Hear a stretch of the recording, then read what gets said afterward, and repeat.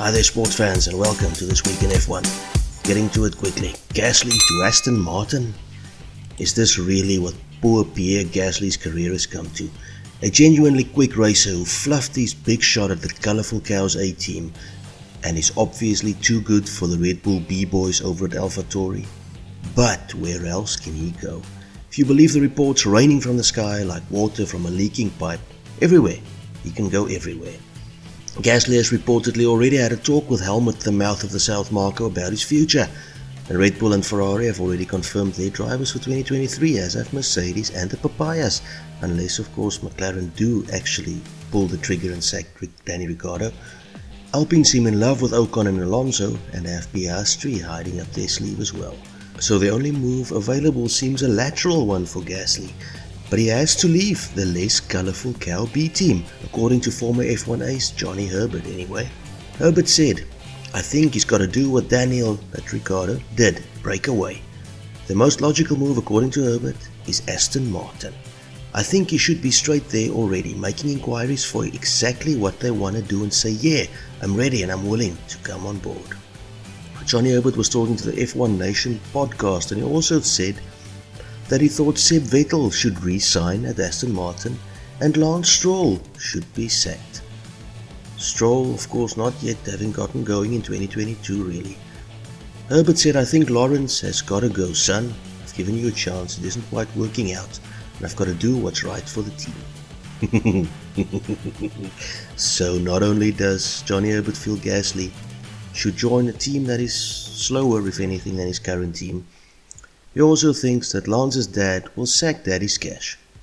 Shame. Someone should tell Johnny Herbert that Santa Claus isn't real either.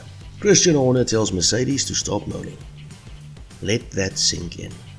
The man with more moans per race than any other, bar possibly his boss or inspirational, motivational team leader, spokesperson, random old Austrian guy, Helmut Marko, has told Merc to put a sock in it. Horner claims Mercedes are having a whine about porpoising because that's easier than just fixing the problem. Seeing Lewis Hamilton hobble from the car in Baku triggered Horner's emotional side filled with human compassion, and he said they can always stick a thicker plank on the car if they want it. The easiest thing is obviously to raise the car, so a team has the choice to do that. You have a choice where you run your car, don't you? You should never run a car that's unsafe, but I think that's more for the technical guys because certain cars have issues, and there's some cars that have very few issues. But there are remedies to that, and it is to the detriment of car performance. So what's the easiest thing to do is to complain. Each team has a choice. Yes, he has a point, but I wonder what he would have said if his Orange Prince had been the one struggling for pace and back pain. Headlines. Fix it yourself, says Martin Brundle. Horner may have found an unlikely ally in Martin Brundle, who's told Merc to solve their own problems. I think the team, that's Mercedes, are playing this quite hard in that they want some changes made. The drivers want some changes made because the Mercedes is particularly bad. The teams that have got it sorted out are clearly saying that's Mercedes' problem, it's not Formula One's problem. Brundle told Sky Sports News. Short-term Ferrari fix. After a double DNF, Ferrari have claimed to have a short-term fix for their apparently made-of-glass cars for Canada. They revealed a short-term fix for Sainz's hydraulic issue, but no word on the cause of Leclerc's engine failure. Hamilton effectively told to man up. Lewis needs to be careful not to act like a pantomime dame, said 76-year-old John Watson, former McLaren racer. It's a very difficult car to drive, but at 37 the bones are not as forgiving of an uncomfortable ride.